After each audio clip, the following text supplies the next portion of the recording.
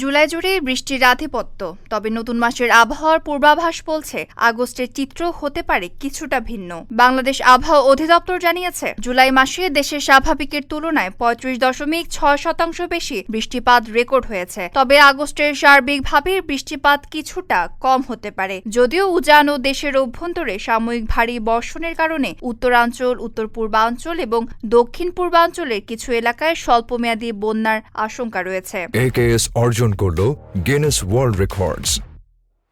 AKS পূর্বাভাসে আরও বলা হয়েছে, এ মাসে বঙ্গোপসাগরে 1 থেকে 2টি লঘুচাপ সৃষ্টি হতে পারে। এর মধ্যে একটি মৌসুমী নিম্নচাপে পরিণত হওয়ার সম্ভাবনা রয়েছে।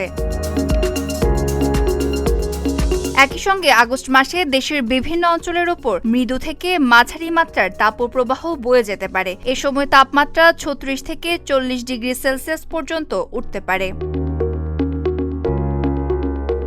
এছাড়া আগস্টে 3 থেকে 5 দিন বজ্রঝড়ের সম্ভাবনার কথাও জানিয়েছে আবহাওয়া অধিদপ্তর। পাশাপাশি উজানের ভারী বৃষ্টির প্রভাবে কয়েকটি নদী সংলগ্ন এলাকায় স্বল্পমেয়াদী বন্যা পরিস্থিতি তৈরি হতে পারে বলেও পূর্বাভাসে উল্লেখ করা হয়েছে।